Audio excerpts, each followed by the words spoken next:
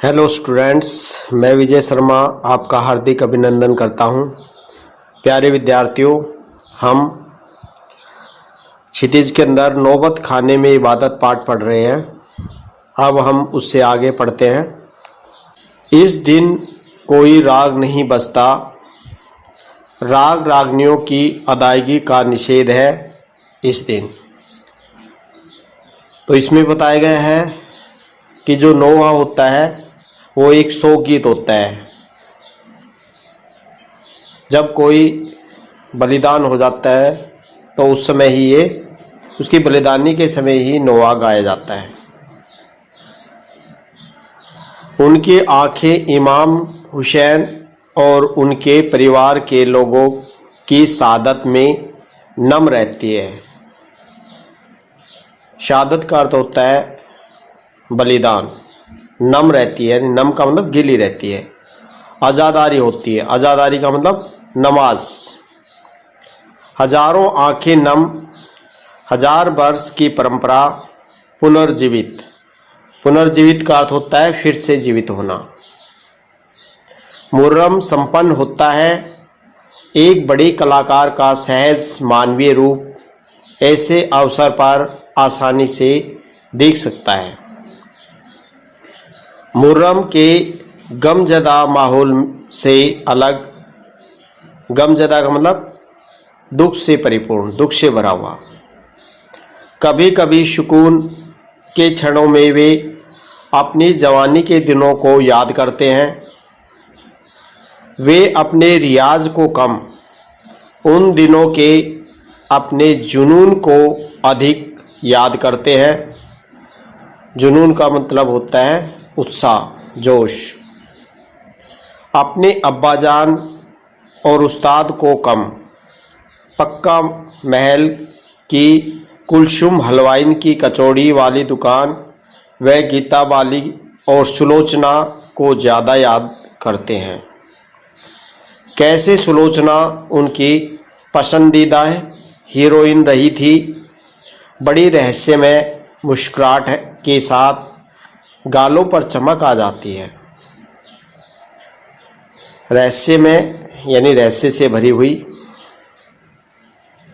खां साहब की अनुभवी आंखें और जल्दी ही खिस से हंस देने की ईश्वरीय कृपा आज भी बदस्तूर कायम है। इसी बात सुलभ हंसी में कई यादें बंद हैं। वे जब उनका जिक्र करते हैं तब फिर उसी नरसंगिक आनंद में आंखें चमक उठती है। नरसंगिक का अर्थ होता है स्वाभाविक। अमीरुद्दीन जब तब सिर्फ 4 साल का रहा होगा, छुपकर नाना को शहनाई बजाते हुए सुनता था।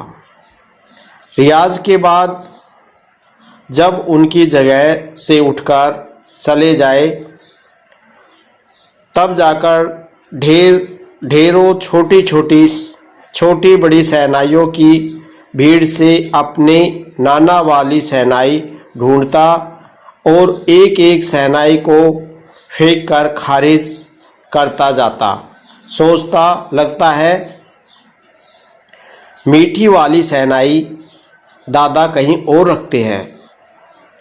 जब मामू अली बख्श खां, जो उस्ताद भी थे, शहनाई बजाते हुए सम पर आ जाए। सम का मतलब लय की अंतिम अवस्था।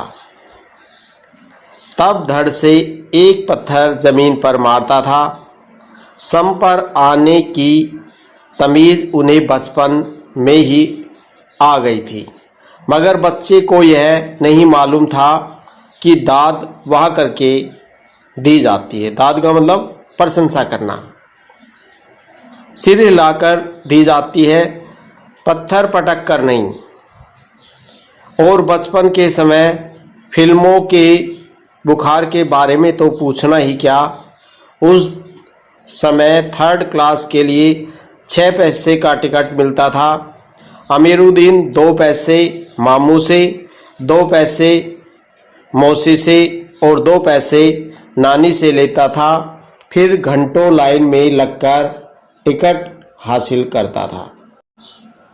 शहनाई वादन के क्षेत्र में शहंशाह बिस्मिल्लाह खां के बचपन की कुछ यादों का भावपूर्ण वर्णन किया है। जब बिस्मिल्लाह खां अपने बचपन की यादों का वर्णन करते हैं तो एक सात्विक आनंद से उनकी आंखें चमक उठती है। वे बताते हैं कि जब वे 4 वर्ष के थे तो छुपकर नाना जी को शहनाई बजाते हुए देखते थे। अभ्यास के पश्चात जब वे उठकर चले जाते थे तो वहां रखी बहुत सी शहनाइयों में से वह शहनाई ढूंढते थे जिससे उनके नाना जी अभ्यास करते थे। उसके लिए वे एक एक शहनाई को उठाकर खारिज कर देते थे और सोचते थे कि नाना जी ने मीठी वाली शहनाई कहीं और रख दी है। एक घटना को याद करते हुए वे कहते हैं कि जब उनके मामा अलीबख्श खां शहनाई बजाते समय सम पर आते तो वे एक पत्थर जमीन पर मारते थे। उनकी इस हरकत को देखकर उनके मामा ने कहा था कि दाद वाह करके या सिर हिलाकर दी जाती है, न कि जमीन पर पत्थर मारकर। निश्चय ही बालक अमीरुद्दीन की ये दोनों यादें बहुत ही मीठी यादें हैं।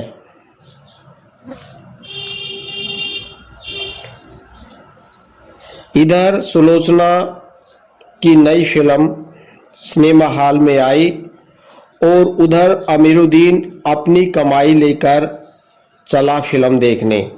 जो बालाजी मंदिर पर रोज शहनाई बजाने से उसे मिलती थी, एक अठन्नी मेहनताना, उस पर यह शौक जबरदस्त कि सुलोचना की कोई नई फिल्म न छूटे। और कुलसुम की देसी घी वाली दुकान, वहाँ की संगीत में कचौड़ी इस तरह, क्योंकि कुलसुम जब कलकलाते घी में कचौड़ी डालती थी, कलकलाते का मतलब गरम घी में, उस समय छन्न से उठने वाली आवाज में उन्हें सारे आरोह अवरोह दिख जाते थे। आरोह अवरोह का मतलब संगीत में उतार चढ़ाव। राम जाने कितनों ने ऐसी कचौड़ी खाई होगी, मगर इतना तय है कि अपने खां साहब रियाजी और स्वादी दोनों रहे हैं। और इस बात में कोई शक नहीं कि दादा की मीठी शहनाई उनके हाथ लग चुकी है। काशी के संगीत आयोजन की एक प्राचीन एवं अद्भुत परंपरा है। यह आयोजन पिछले कई वर्षों से संकट मोचन मंदिर में होता आया है। यह मंदिर शहर के दक्षिण में लंका पर स्थित है। वह हनुमान जयंती के अवसर पर यहाँ 5 दिनों तक शास्त्रीय एवं उपशास्त्रीय गायन वादन की उत्कृष्ट सभा होती है। इसमें बिस्मिल्लाह खां अवश्य रहते हैं। अपने मजहब के प्रति अत्यधिक समर्पित उस्ताद बिस्मिल्लाह खां की श्रद्धा काशी विश्वनाथ जी के प्रति भी अपार है। मजहब का अर्थ होता है धर्म। वे जब भी काशी से बाहर रहते हैं तब विश्वनाथ व बालाजी मंदिर की दिशा की ओर मुंह करके बैठते हैं। थोड़ी देर ही सही, मगर उसी ओर शहनाई का प्याला घुमा दिया जाता है और भीतर की आस्था रीढ़ के माध्यम से बजती है।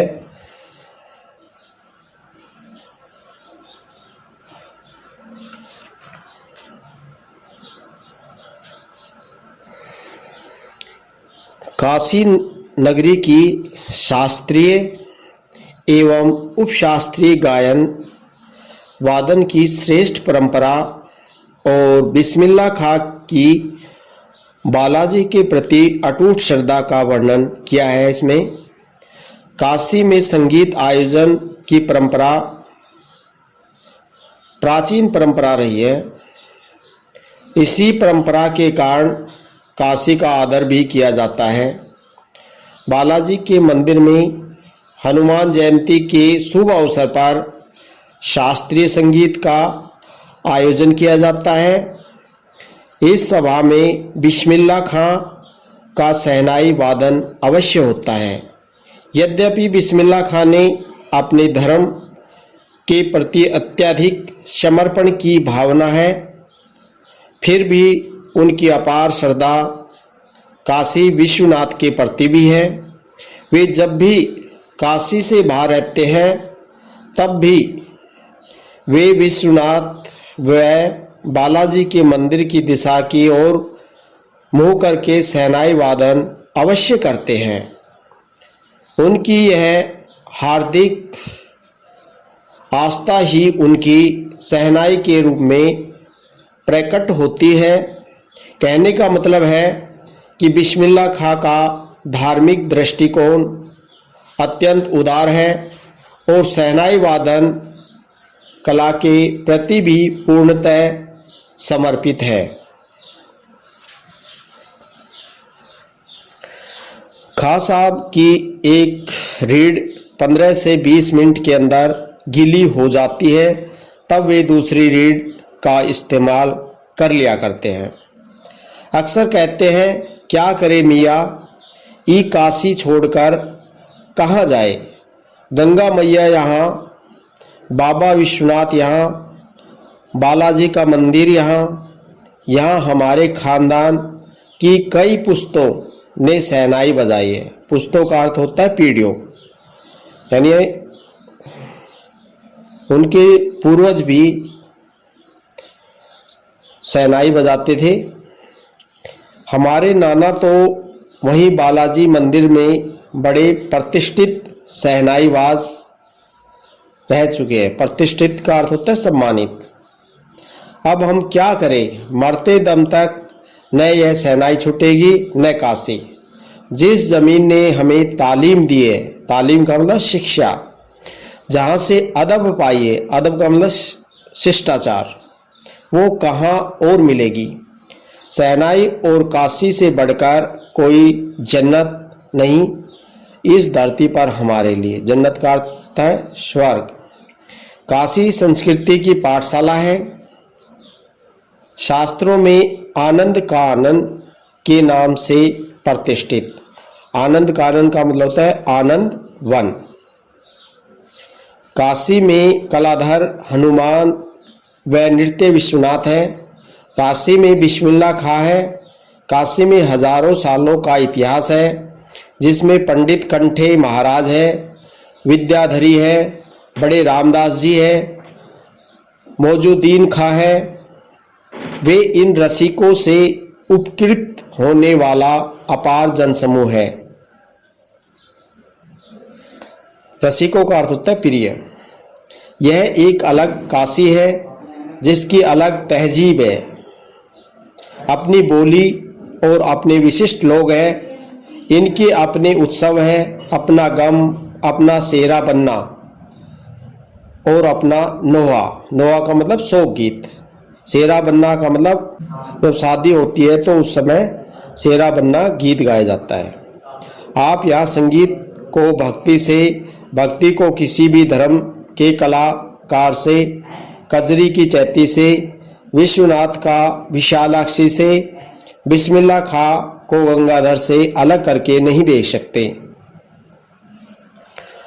अक्सर समारोह एवं उत्सवों में दुनिया कहती है ये बिस्मिल्लाह खां है। बिस्मिल्लाह खां का मतलब बिस्मिल्लाह खां की शहनाई। शहनाई का तात्पर्य बिस्मिल्लाह खां का हाथ से इतना भर कि बिस्मिल्लाह खां की फूंक और शहनाई की जादुई आवाज़ का असर हमारे सिर चढ़कर बोलने लगता है। शहनाई में सरगम भरा है, खां साहब को ताल मालूम है, राग मालूम है, ऐसा नहीं कि बेताले जाएंगे। बेताल का मतलब बिना ताल के। शहनाई में 7 सुर लेकर निकल पड़े। शहनाई में परवरदिगार, परवरदिगार का मतलब होता है ईश्वर। गंगा मैया उस्ताद की नसीहत, नसीहत का मतलब सीख लेकर उतर पड़े। दुनिया कहती सुबहान अल्लाह, सुबहान अल्लाह का अर्थ होता है बहुत अच्छा। तिस पर बिस्मिल्लाह खा कहते, तिस का मतलब उस पर। अल्हम्दुलिल्लाह, इसका मतलब होता है सारी प्रार्थना ईश्वर के लिए। छोटी छोटी उपज से मिलकर एक बड़ा आकार बनता है। शहनाई का करतब शुरू होने लगता है। बिस्मिल्लाह खा का संसार सुरीला होना शुरू हुआ। फूक में अजान की तासीर उतरती चली आई। तासीर का मतलब गुण।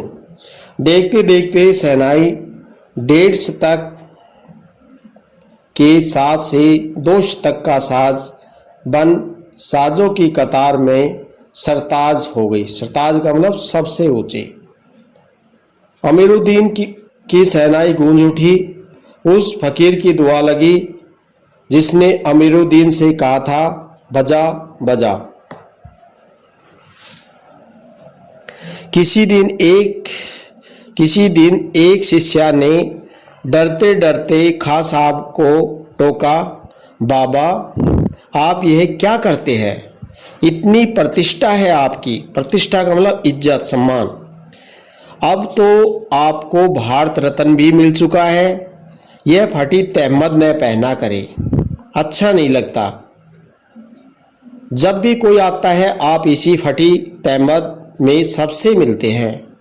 खान साहब मुस्कुराए, लाड से भरकर बोले, धत पगली, ई भारत रत्न हमको सहनैया पे मिला है, लुंगिया पे नहीं। बिस्मिल्लाह खां का कहने का मतलब यह है कि हमें जो भारत रत्न प्राप्त हुआ है वो हमें इस लुंगिया पर प्राप्त नहीं हुआ है, वो तो हमारे शहनाई वादन के ऊपर, हमारे सुर के ऊपर मिला है।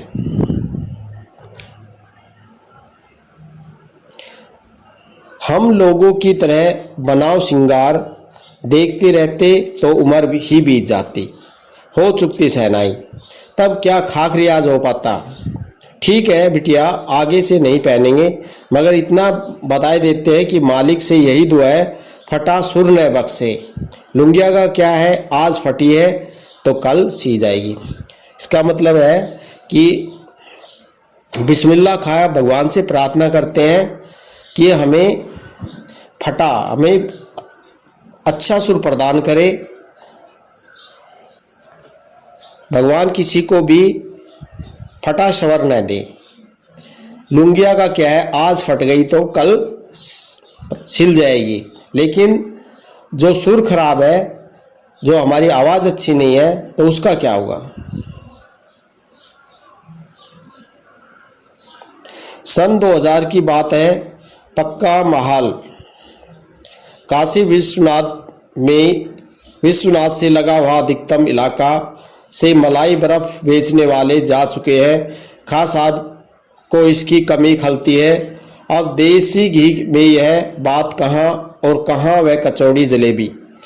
खान साहब को बड़ी शिद्दत में कमी खलती है। शिद्दत का मतलब प्रबलता। अब संगतियों के लिए गायकों के मन में कोई आदर नहीं रहा। संगीतियों का मतलब है साथ गाने वाले। खां साहब अफसोस जताते हैं, अब घंटों रियाज को कौन पूछता है। हैरान है बिस्मिल्लाह खां, कहाँ है वह कजली चेती और अदब का जमाना। सचमुच हैरान करती है काशी पक्का महल से जैसे मलाई बर्फ गया। संगीत, साहित्य और अदब की बहुत सारी परंपराएं लुप्त हो गई। एक सच्चे सुर साधक और सामाजिक की भांति बिस्मिल्लाह खां साहब को इन सब की कमी खलती है। काशी में जिस तरह बाबा विश्वनाथ और बिस्मिल्लाह खां एक दूसरे के पूरक रहे हैं, उसी तरह मुहर्रम, ताजिया और होली, अबीर, गुलाल की गंगा जमुना संस्कृति भी एक दूसरे के पूरक रहे हैं। ताजिया का मतलब होता है सफ़ेद रंग बिरंगी पन्नियों से सजाया हुआ ताबूत जिसमें शव को रखते हैं। अभी जल्दी ही बहुत कुछ इतिहास बन चुका है, अभी आगे बहुत कुछ इतिहास बन जाएगा। फिर भी कुछ बचा है तो सिर्फ काशी में है। काशी आज भी संगीत के स्वर पर जगती और इसी की थापों पर सोती है। काशी में मरण भी मंगल माना गया है। काशी आनंद कानन है, यानी आनंद रूपी वन।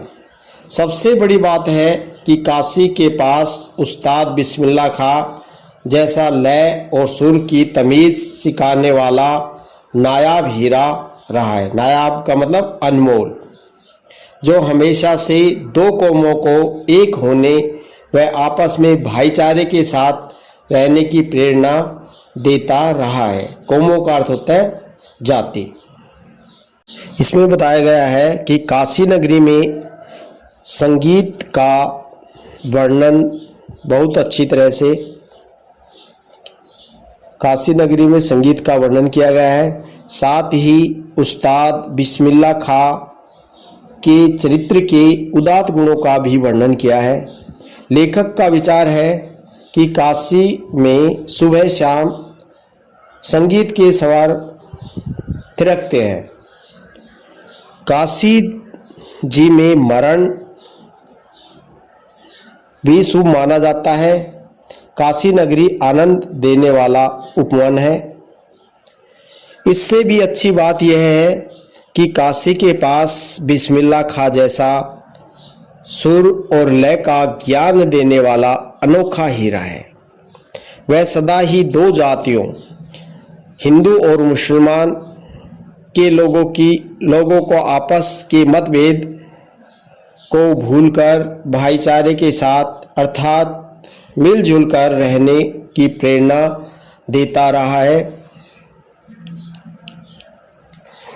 भारत से लेकर इस देश के ढेरों विश्वविद्यालयों की मानद उपाधियों से अलंकृत व संगीत नाटक अकादमी पुरस्कार एवं पद्म विभूषण जैसे सम्मानों से नहीं बल्कि अपनी अजेय संगीत यात्रा के लिए बिस्मिल्लाह खां साहब भविष्य में हमेशा संगीत के नायक बने रहेंगे।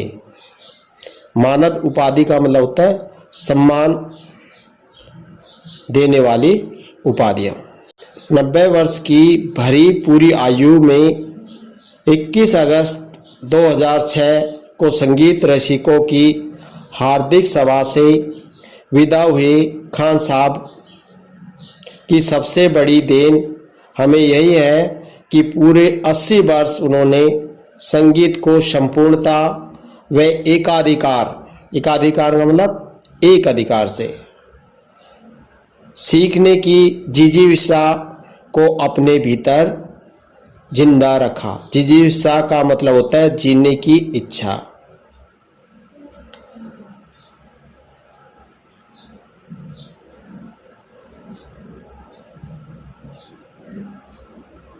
ये पार्ट कंप्लीट हो गया है। धन्यवाद।